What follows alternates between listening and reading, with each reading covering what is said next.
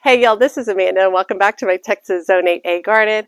And we had to wait till 7:30 at night, but we are out here doing a June garden tour.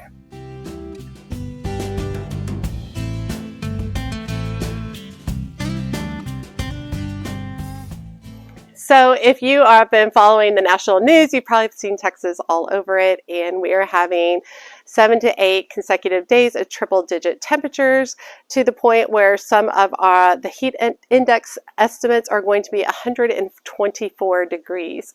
It's going to be ridiculous. So y'all keep our fingers crossed for our electric grid out in here. But I wanted to go ahead and get in a June tour before we got to the end of the month. So we're switching it up a little bit and we're starting in the backyard. So I did just want to start with this display to the left here. This is one of those displays that I did with the Christmas ornament that I turned into a topiary. It's also filled with 2 varieties of petunias. I mean, this petunia down below is doing so well you can't even tell that there is a pot there because it is literally just covered. Absolutely beautiful. And then I have some absolutely gorgeous chocolate cosmos over here that are doing really good. They need a really good trim back, and that's one of the things I'm actually going to be doing this week as soon as this garden tour is over. So I'm going to be doing a really harsh trim back pruning on everything, prepping it for the summer. We also have this blueberry Ice Bougainvillea, which is going beautifully. I do need to start training it a little bit more up the sides of the ornament, but it's still looking really, really nice. So I'm going to just walk in to this area. So we did a recent video and this area had some coleus back here, so I'm not going to really focus too much on that, but I did want to show off some of this area right over here. Oh no, y'all, it looks like my mandeville vine's not doing well. It's moist. It's having a hard time. I don't know if it's going to make it. We'll see. But I am about finished with all my gladiolas over here. So what I'll be doing is I'll probably give them a couple of weeks until the leaves start browning, and then I'll cut them all the way back to the ground there. The Hypericum berries, they are ready for a really good trim back as well. You can see that the berries are aging and a lot of the foliage is looking kind of just old and tattered. So I'll give it a nice trim back by about 50% probably in the next week or so, and that will refresh it as well. Same thing with this Hypericum berry right here too. Now this container is looking pretty good. We do have the Ruby Moon hyacinth bean that we are started from seed is going up both sides of this, which is really pretty. And this will just gain steam with the summer. And then once again, here's some more gladiolas. I think I have just this guy who still needs to bloom. Once he's bloomed, I'll cut all this back too. And I don't know if I'm going to put something else in this area. I might just drop in some sunflowers. I think would be really fun. Or it'd be kind of cool to drop it in something like gigantic, like Tithonia, the ones with the big orange flowers, and it grows like 10 feet in the air. That'd be kind of cool. Maybe we'll do that. We'll see. Over here, we do have the Beautyberry going really, really well. If Jeff wants to come over here and take a closer look. So it starts with lavender blooms, and then the little bitty lavender blooms start to turn to berries. And then these berries will fade to purple at the end of the summer, beginning of the fall. And this is very happy in its location. I will probably give it a big trim back starting, I don't know, late fall. I might give it a big cut back. I'm not sure when, because this is my first time having a Beautyberry, so I'm not sure when the best time to cut it back is. Okay, in the next trough, we've got a few different things going. These are my straight 8 cucumbers. They're doing really well. I've only pulled about 5 or 6 cucumbers off here, and I'm just kind of doing a little looking to see if I see any in here. I see a lot of little baby ones, but none that are ready to pull as of yet, but they've been doing well. And then, of course, on all the fronts of my planters, I have my trailing purple lantana, which is really putting on a lot of growth and coming over the edge. My tomatoes have all they've done terrible this year. I've struggled with the tomatoes, so they're not looking good. I have had fun with this Dianthus that I grew from seed. I don't remember the name of the variety, but I'll tuck it down below so you guys can see. I've actually already done a lot of harvesting on it, and I've already included it in some arrangements, and it's been real fun in this pot. Now I'll slide back here to this one. Still not doing really great. I got a little bitty, teeny tiny gherkin cucumber back here. But the cucumbers haven't been doing really great for me over in this area. They've really struggled. However, you can see the Lantana is doing absolutely beautifully and coming along as well. I am going to shift over to this set of containers, so I'll let Jeff step all the way back. These containers are doing really, really well too. The Star Jasmine is growing beautifully. And it does look like I really need to do some trim back in some areas. That's pretty much where we're at this time during the summer. It gets so hot here. It's really hard for the plants to support this like massive growth. So typically right around July 4th is when I take the time and I trim back a whole bunch of stuff. And then it gives everything a little bit of reprieve. It only has to care for half of its size for the rest of the summer. And then everything starts to flush back for the fall, which is really awesome. Okay, so a couple of things over here. I've got my Dianthus, which I've been harvesting like crazy. I'll get Jeff to come closer so you guys can see some of these blooms. These some started from seed. This particular variety I started from seed, and it's taken almost 3 years to come to fruition for it to bloom, but it is absolutely stunning. These are the most gorgeous blooms, and they are incredibly long lasting. And then I've also got some Dianthus that was from Covington's, and it's a shorter variety, but it works really well too. I've actually harvested a ton of it. That's actually what this plant is. I harvested a ton of it and used it for some arrangements, and it's looking really nice. I did want to show you, see one of the purple ones over here. I harvested a bunch of the purple Dianthus, and they are just absolutely beautiful. But they were worth the wait, 3 years wait. They're doing really, really good. Here's a bunch more of the purple too. So that's looking really, really nice. I'm very thankful to have them this year.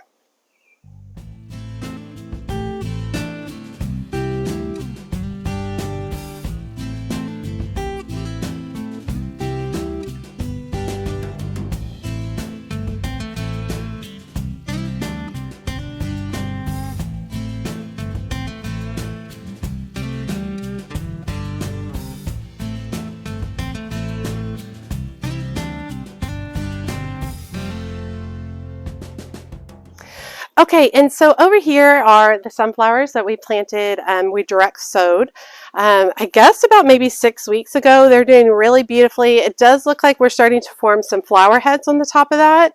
Oh yeah, we're definitely starting to form some flower heads. So this will be really fun because we're probably about 2 to 3 weeks away from beginning to harvest all these sunflowers, which will be really fun. And as I harvest them, I'll begin replacing them with additional sunflowers so that I can have another round for the fall. Now I did want to point out the new summer planter I had created, the vintage planter. It's doing beautifully. You guys can already see the sweet potato vine has doubled in size. It's doing really, really nice.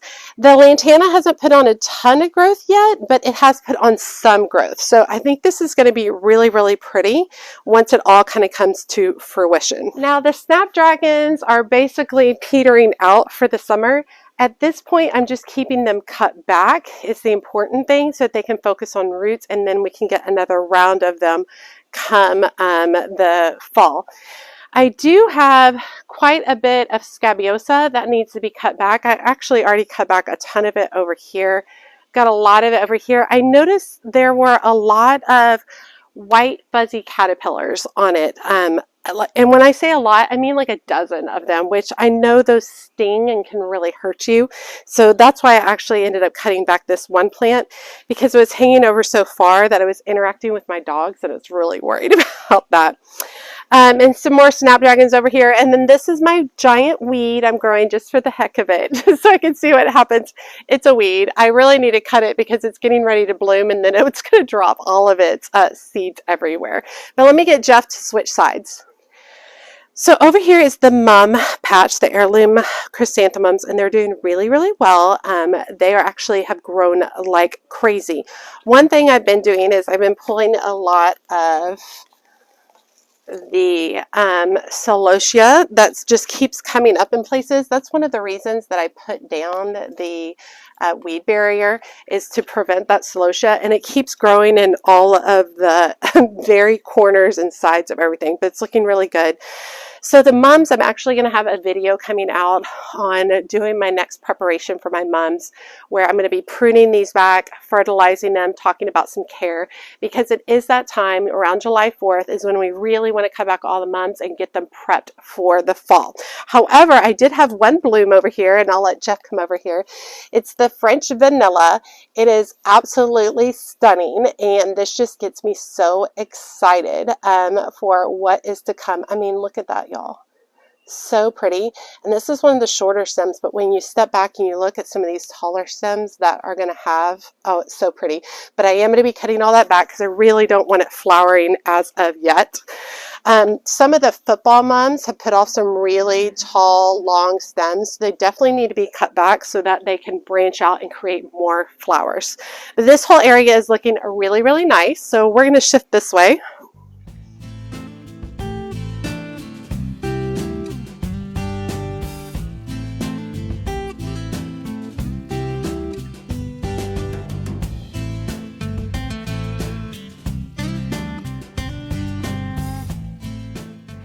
And over here, I just wanted to show you guys the new section of topiary. If you haven't checked out that video, make sure you do. This was a super fun project, and I think I'm kind of addicted to the topiary now, so make sure you check that out. But I did want to shift over here to Jeff's right and show you the peppers. Now, I had Escamillo peppers planted here, and they are doing beautifully. Look at these peppers, like pepper, pepper, pepper. Oh my gosh, there's so many peppers on here. It's insane. I really need to actually harvest some. And some of them are like huge, like this. Look at this mama over here. Jeff, can you show them that?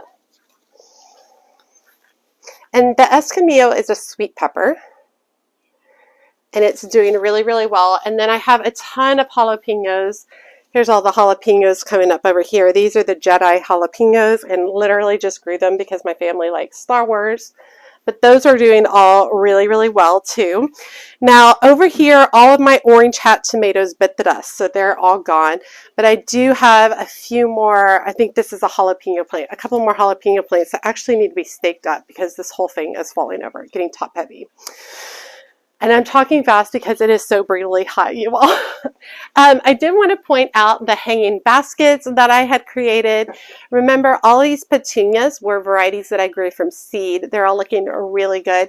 But it is time to do a cutback on petunias. And I'm actually going to have a whole video on caring for my petunias in the middle of the summer, because I do want them to go to the fall, and every year I have trouble. So we're going to be doing a nice trim back on these, fertilizing, revamping these hanging baskets, and we're also going to be working on the super petunias at a later date.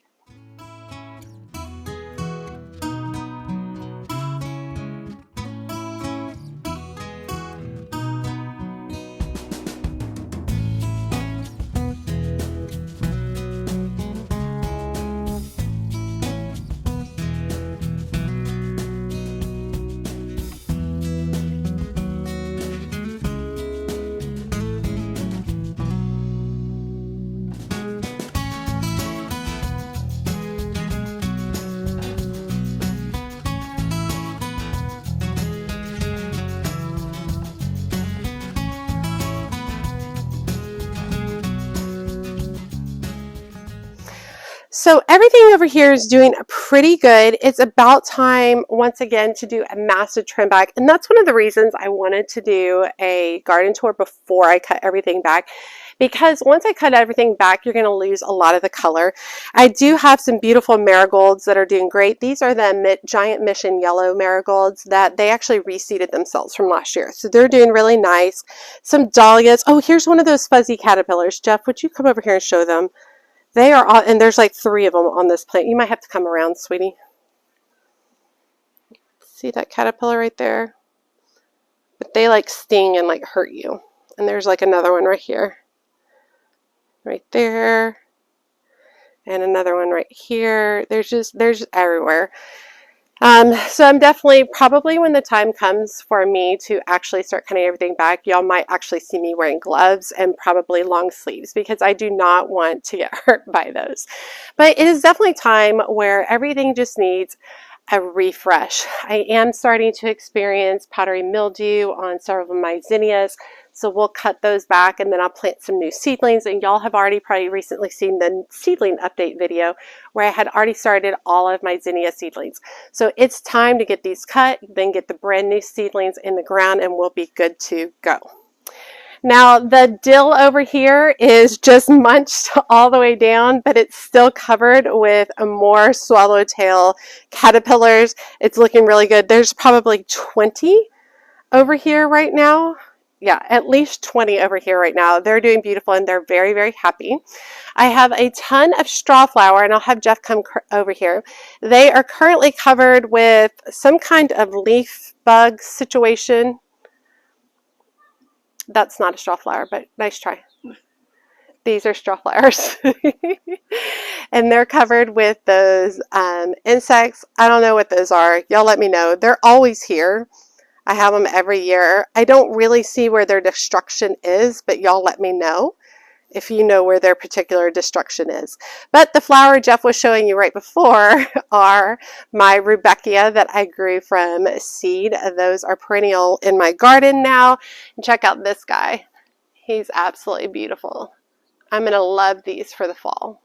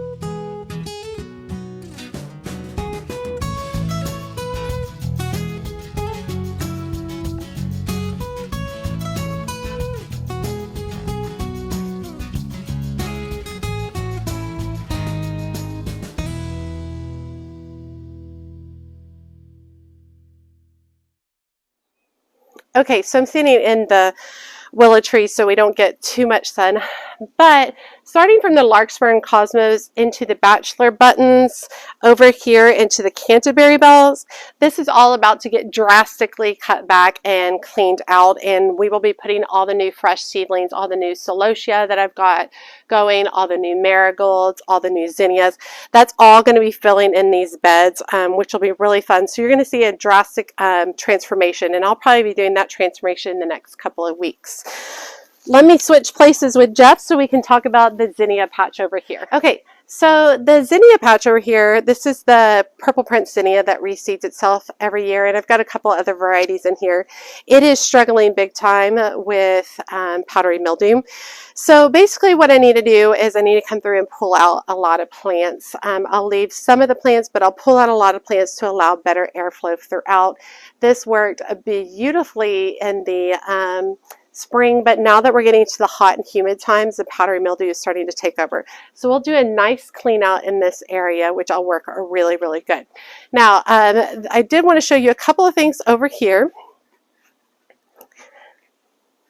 Come on over, Jeff Dale. You can see over here the Don Juan rose is doing beautifully. I showed that in a recent rose maintenance video, which is doing really nice. I'm just very happy with it. We do have the little Joe Pye Weed, which is doing great over here. I've been happy with that. Probably going to do a cutback on this as well so that I can get some more blooms. I have a random volunteer tomato here, which is kind of fun.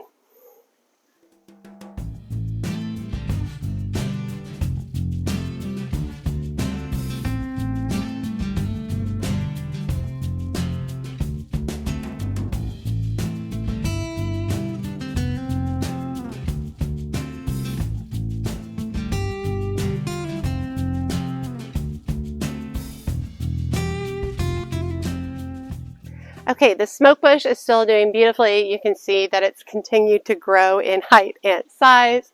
I'm really happy with it. It will slow down right now for a while. Everything's going to slow down because of the heat. So that's something that's going to be interesting. I mean, my July garden tour is going to be pretty bare, I think. Once again, we're getting over here into the yarrow, and then specifically the Russian sage. It needs a really harsh cutback. I actually really encourage you guys to pay attention for the pruning video that I'm about to do, because there's something very therapeutic about pruning back a plant, and it's going to be good because I'm going to be cutting back a lot of plants. Now, a couple of things over here. This is a Pow Wow pink or Pow Wow, what is this? Pow Wow Berry, I believe, coneflower. Let me get Jeff to step up here and get a close-up of this plant right here because it is so pretty. And coneflowers are just one of my favorite things to have at this time of the year, just because they're doing so nice. And then back here, it looks like my sweet almond verbena. Let me pull up this sunflower right here. My sweet almond verbena is coming back and starting to bloom. It's looking really, really pretty as well.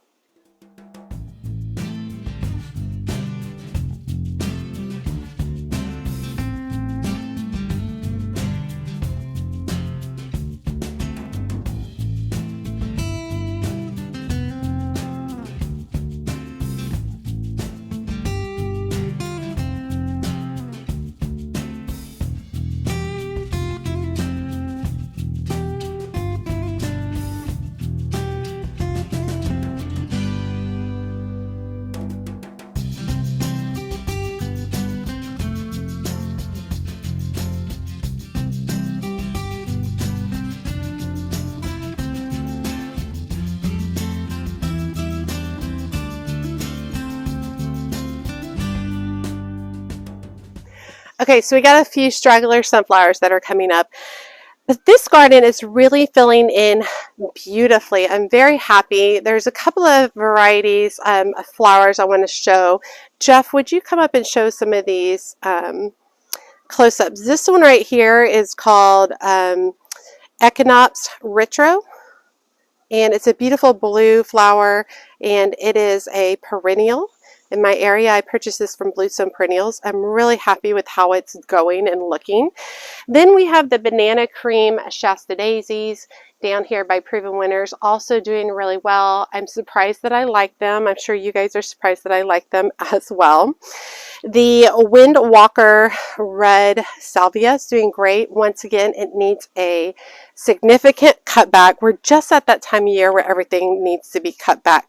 Now, the zinnias, however, are starting to create a carpet across this entire space. I'll pull up our random celosia right there. But they're starting to create a carpet across this space, which is one of the things I love about zinnia at this time of year. And just here I am because, you know, there's always weeds, y'all. They're always here. They're always waiting for me. Okay, so those are looking really nice. Now, this purple verbena over here, I believe it's called Stormburst. It's a beautiful lavender and white, absolutely stunning. This is also by Proven Winners. It's doing beautifully, and I love the look of it, how full and lush it is. I did not think this was going to make it at the beginning of spring because it was looking pretty straggly and sad, but it has really filled in nicely as it's continued to get hot in the area. All right, I'm shifting back a little bit more. You probably recently saw the cutback of all the balloon flowers over here. This is one of the planters I created on my own. I did not show you guys. This whole bottom portion is purslane. Now, the purslane closes at the end of the day, so all the flowers are closed, but typically this is covered with all flowers down low. And then I have a beautiful vine that is going up it. The vine is a black-eyed Susan vine, which is really pretty, and I love it in the container. Let me get Jeff to shift back into the shade and show this entire area.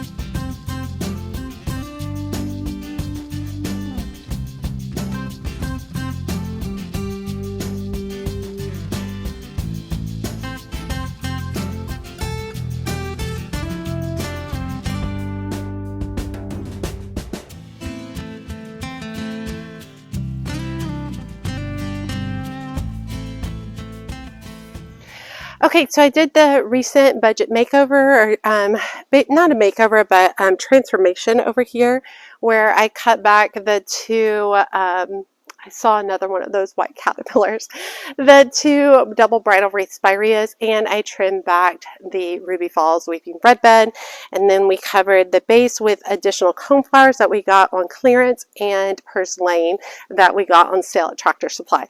So this is all looking really nice. Now, this area over here, while it looks beautiful, if you look closely, we are struggling, such as this particular area, which is a container.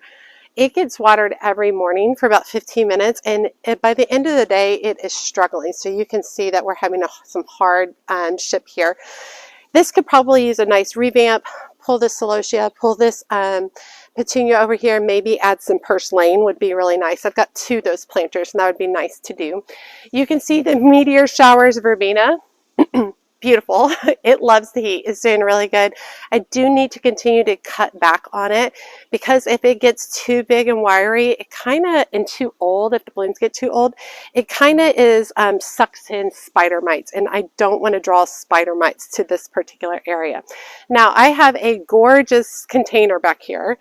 Let me get Jeff to come in here and see. It's kind of hard to see because it's covered by a lot of the meteor showers verbena, but we have a beautiful container back here filled with gorgeous yellow lantana, pink angelonia. It's got a purple scaevola coming off the front. Absolutely beautiful. And this container has just come together really, really nice. These are the containers that also have the evergreen in the back. The evergreen is too small at this point, but over time it will grow up. Now you can see right here is my Pugster butterfly bush, and it has a lot of expended blooms, so this needs a nice big trim back. If I leave these blooms here, two things will happen. First of all, I won't get very many new blooms, and secondly, it draws in spider mites like crazy when I leave those old blooms. Now, this is another one of those planters that's definitely struggling with the heat, and that's truthfully just gonna be the name of the game in Texas at this time of year. Everything's struggling, everything's having a hard time, and we're here at the end of the day, and a lot of the plants will go limp towards the end of the day. They're just exhausted, they're dehydrated, and then they'll revamp over the evening. Now, I do love this portion all right here, which is the explosion grass, which has reseeded itself. I love cutting this and putting it in arrangements. It's looking really nice, and it looks like I do have some feather grass that's returned back here. I'll have Jeff come up close so you guys can see it. It's called Feathertop Grass, and it looks like it reseeded itself from last year, but how cool are those feather-like kind of toppers? So fun and neat. They actually look like those white fuzzy caterpillars. Oh no, look! I played with it too much. There's my seeds all right there. I'll throw them back behind here because I would love for them to reseed. So I do have dahlias. These are the dahlias that come back every year. I don't ever dig these up. They've just been year after year. And I recently showed them on one of my social media posts, and I've always known them as color spectacle, and everybody is like, those aren't color spectacle. And I was like, I swear these are color spectacle. I mean, I haven't changed them out. They've been here for 3 years, and everybody's like, well, they're typically orange. And I'm like, yeah, they look a little different this year. I don't know why, they just happen to look a little different this year, but they do need a cutback so that they can produce new blooms. So let's get Jeff to swing around the front.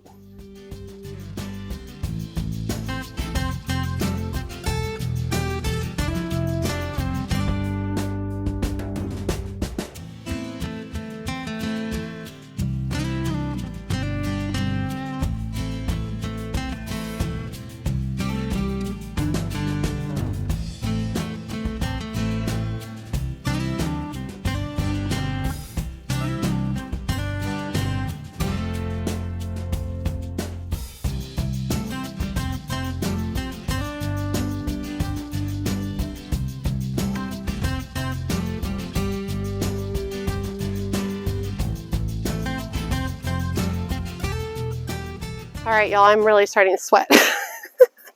Okay, so over here, this is the front curve that I did a transition on. We ended up pulling out all the violas and pansies that were here. We planted some beautiful zinnias across the front. I did a feature of a hibiscus. This is from a summerific hibiscus from Proven Winners. It's called Cherry Chocolate, and I'll put up a picture what the blooms look like because it has bloomed several times already, which is beautiful. And in the background, we left the Dusty Miller as a contrast. The Dusty Miller also, all of its blooms need to be cut back, but it's doing nice too. So let's shift over this direction so Jeff can get this whole area over here.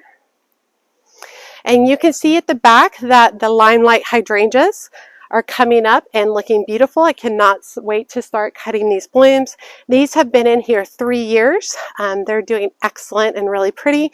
Typically at this time of the year is when I start to struggle with spider mites on them. So that will happen soon. It's almost always just right around now when I start cutting the blooms is when we start seeing that. You can also see this front area that I had worked on. The heated up Gaillardia is kicking butt as usual. This stuff is great stuff for hot weather in Texas. Does beautifully, and it's flanked by lots of salvia, which also needs a good trim back. Now here's all of my Superbissima that we're starting to run into at this point. And while they really look pretty from afar, when you come close, and I'll have Jeff come up close, you can see that the foliage is very, very light green with dark veining, which means it has an iron deficiency and it's really struggling. So it is time to give the Superbissima a trim back before they die. And like I said, I'm going to have a video on what I'm doing for that.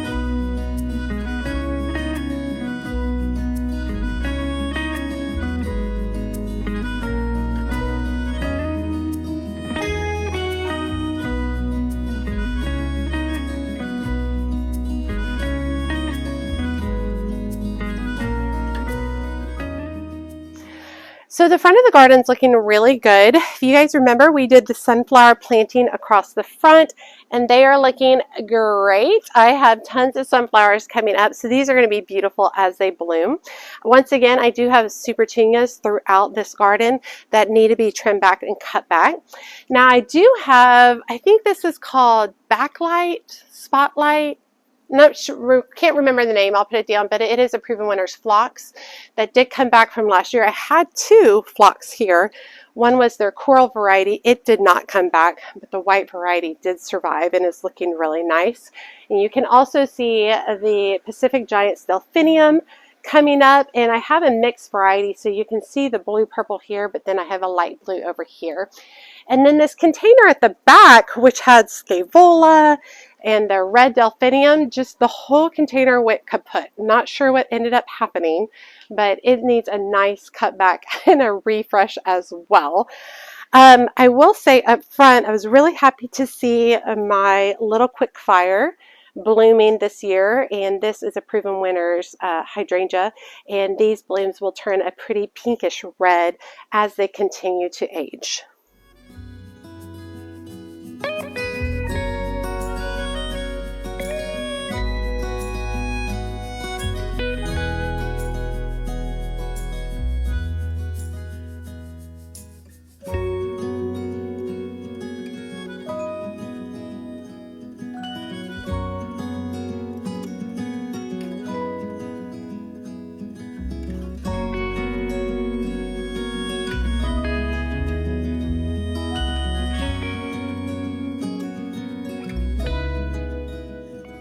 Okay, the sweat is really starting to come forward. The shade area up on the porch is doing really well. This was something you guys were really interested in. The Diamond Frost Euphorbia has not done as well as I thought here. However, the Star of Bethlehem is getting close to having an actual bloom, so that is exciting. And then the variegated Pittosporum, the double up begonias, the beautiful Concoleus is all doing well across this area too. And this is, definitely like the Henry Dulberg Salvia. It's time for a cutback. Everything's time for a cutback. I wanted you guys to see, and I could not cut back. Like, I could just leave everything as is, but what's going to end up happening is everything's just going to quickly deplete and at some point die. Because when you have a plant like this Henry Dulberg right here, you see it's almost 3 feet tall, and it's really trying to support these dying blooms at the top. It's going to start trying to produce seed, and then it's really going to not focus on its root growth. So if I will come and I'll cut this down low at the base, it will produce a whole new flush of foliage, concentrate on the foliage, and then concentrate on giving me new blooms in a couple of months. Now you'll hear dripping over here because we are watering the basket. The hanging basket's doing really well with the exception of the violas. The violas have died, but all the other ones, the vinca is growing beautifully. The begonias, this particular begonias are doing beautiful, and I even have the fuchsia up here, which is doing great. It's just the violas that are kind of given up at this point, so I do think I need to cut them out of the container.